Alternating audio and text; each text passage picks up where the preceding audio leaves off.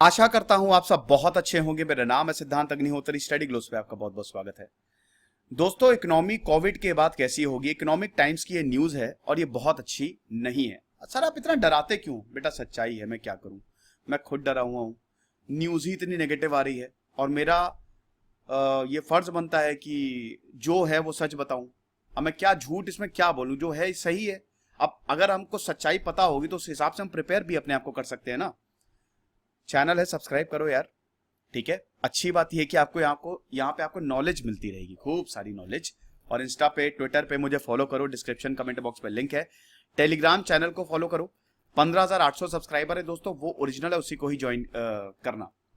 एक मेरा fake channel है, मुझे नहीं पता वहां पे क्या डाला जाता है, उसमें 15,500, उसको मत करना। तो भैया देखो, अब वी शेप रिकवरी तो बड़ा मुश्किल है। वी शेप आपको पता ही है ना, पहले इकोनॉमी नीचे जाएगी, जैसे अभी हमारी इकोनॉमी नीचे जा रही थी, फिर एकदम से ऊपर आएगी, तो ये वी शेप रिकवरी होती है, ठीक है। तो वी शेप रिकवरी अब धुंधलाती जा रही है क्योंकि पूरी दुनिया में बहुत दिक्कतें हो गई। सिर्फ भारत की बात नहीं है, दुनिया में दिक्कतें हो गई हैं। 26 ट्रिलियन डॉलर का सपोर्ट दिया था अमेरिका, इससे आधा तो अमेरिका ने ही दिया था, अमेरिका में ही है। लेकिन दोस्तों, उससे भी कुछ खास हासिल होने वाला है नहीं। ऐसा लग रहा था कि वैक्सीन आएगी, सब कुछ बढ़िया रहेगा, लेकिन दोस्तों वैक्सीन तो आ गई है, बट उसके बाद जो सेकेंड वेव, कुछ जगह पे थर्ड या फोर्थ वेव आ रही है, हालत खराब है। एजुकेशन रुक गई है। 10th के एग्जाम भारत की बात करें तो कैंसिल हो चुके हैं। एग्जाम्स बाकी होंगे कि नहीं, नहीं पता। जॉब्स जा रही हैं क्योंकि कंपनी ही को प्रॉफिट नहीं हो रहा है। रशिया ने यूक्रेन पे अटैक कर दिया, अमेरिका अफगानिस्तान से अपने ट्रूप्स निकाल रहा है, तो हम वॉर एरा में जी रहे हैं। चाइना और एक्सपैंड कर रहा है, लद्दाख में अपनी फोर्सेस बढ़ा रहा है। ऊपर से जो डेट का लेवल बढ़ता जा रहा है, इनइक्वालिटीज बहुत तेजी से बढ़ती जा रही हैं। इसमें दंगों की भी खबर आ जाती है, रेसिस डिस्क्रिमिनेशन भी होता है। इन सबको अगर आप कंसिडर करें तो हमारी इकोनॉमी जो है बहुत मुश्किल में रहने वाली है। और ये सिर्फ भारत की बात नहीं, भारत की तो फिर भी बेटर रहेगी। अब आप देखिए कि मिडिल और अपर मिडिल क्लासेस 2020 में ये मतलब कितना रिड्यूस हुआ। भारत में 32% से रिडक्शन हुआ है। आप ये देख सकते हैं, मिडिल क्लास वो है जिसकी $10 से लेकर $20 तक सैलरी है, मतलब लगभग 1500 वो हर दिन कमाता है, ठीक है, 700 से लेकर 1500 तक। और अपर इनकम वो है जो 20 से $50 कमाता है हर दिन, मतलब लगभग 1400 से 3500 तक, ठीक है। डॉलर्स की बात है तो डॉलर घटता बढ़ता रहता है। तो इसमें आप देखिए कि 32% भारत में रिडक्शन। साउथ एशिया की बात करें तो 25%।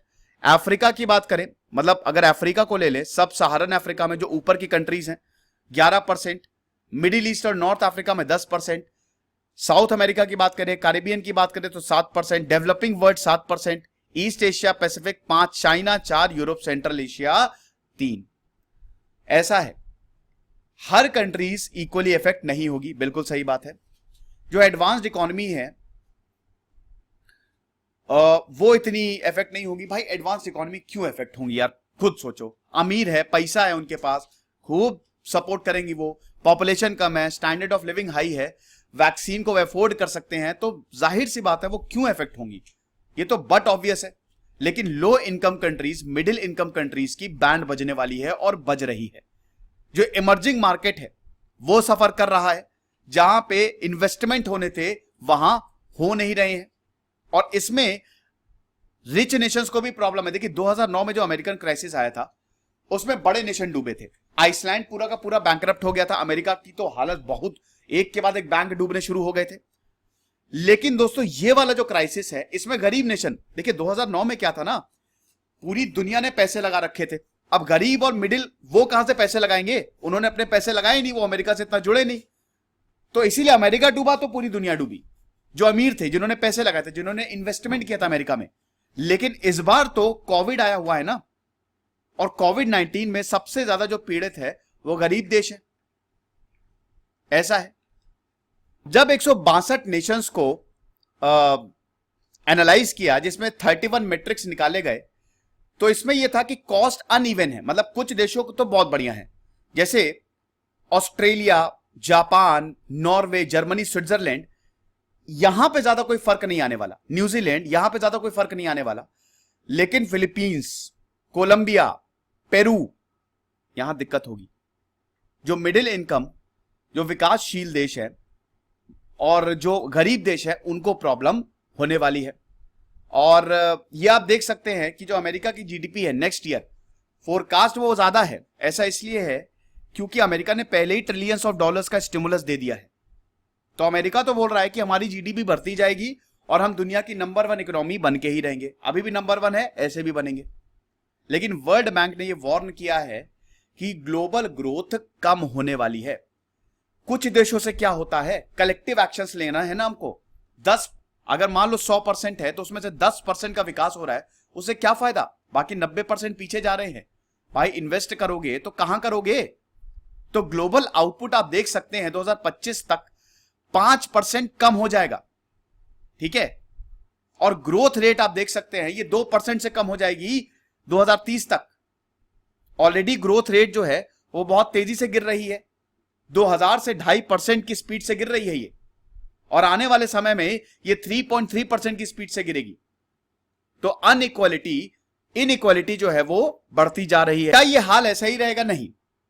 यहां पे एक्सपर्ट्स ये बोलते हैं कि अगर हमारी पॉलिसी सही रहे तो हम वायरस से लड़ सकते हैं और हमारी इकोनॉमी वापस पटरी पे आ सकती है। अब इसमें करना क्या है? करना यह है कि जो नए बिजनेस है पहले तो उनको सपोर्ट करो, बिजनेस को पैसा दो। आप खुद सोचो कि आप बहुत स्ट्रगल कर रहे हो, पीछे एक इंसान है आपको पैसा दे रहा है, आप समझदार हो, आपको पैसा दे रहा है, तो आपको टेंशन नहीं है ना। जब आप टेंशन नहीं होती तो आप रिस्क ले सकते हो, आप अपने हिसाब से, आप अपने टैलेंट का बेस्ट यूटिलाइजेशन कर सकते हो। तो इसीलिए सरकार को पीछे खड़े होना है, सरकार को लोगों को सपोर्ट करना है, ठीक है। ये जय और वीरू की तरह काम करेगा। यहां पे जो वीरू है वो है हम लोग, बिजनेस, और जय है वो है सरकार। गब्बर क्या है? कोरोना। तो ऐसा है कि हम लोग को लड़ना है। क्लाइमेट चेंज की प्रॉपर स्ट्रैटेजी बनाओ, सेंट्रल बैंक्स को सपोर्ट करो, बढ़िया पॉलिसी हो, यह करना चाहिए। इन्वेस्टमेंट से प्रोडक्टिविटी बढ़ेगी, लिविंग स्टैंडर्ड बढ़ेगा, सब कुछ बढ़िया रहेगा। और जैसा कि मैंने बताया कि कुछ कंट्रीज ने तो बहुत जल्दी से वायरस को कंट्रोल कर लिया, लेकिन अब वो भी, वहां पे भी प्रॉब्लम आ रही है। जैसे न्यूजीलैंड में तो वायरस खत्म। जेसिंडा आर्डन ने क्या कमाल का काम किया था न्यूजीलैंड में, तुरंत उनकी इकोनॉमी रिकवर हो रही थी। लेकिन दोस्तों फिर से कॉन्ट्रैक्शन जो है वो शुरू हो गया है। न्यूजीलैंड के 50 लाख तो वहां की पॉपुलेशन है, तो न्यूजीलैंड की जो इकोनॉमी है वो टूरिज्म पे चलती है, टूरिस्ट आ नहीं रहे हैं, तो फिर से वहां पे कॉन्ट्रैक्शन शुरू हो गया है। चाइना में भी यही हालत है। चाइना में पहले तो बहुत बढ़िया रहा, लेकिन अब फिर से कॉन्ट्रैक्शन शुरू हो गया है। लगभग सारे देशों के यही हाल है। तो आप ये समझिए कि इतना आसान नहीं होगा। इकोनॉमी जो है, अगर सही पॉलिसी नहीं रही तो इकोनॉमी जो है दिक्कत में तो होगी। ये इकोनॉमिक टाइम्स का एक आर्टिकल था, मुझे लगा बढ़िया है, आपको बताऊं। टेलीग्राम पे मुझे फॉलो करो, मैंने बताया कि 15,800 सब्सक्राइबर है, ये ओरिजिनल है मेरा। खुश रहिए, पढ़ते रहिए। जैसे सिद्धांत अग्निहोत्री, साइनिंग ऑफ।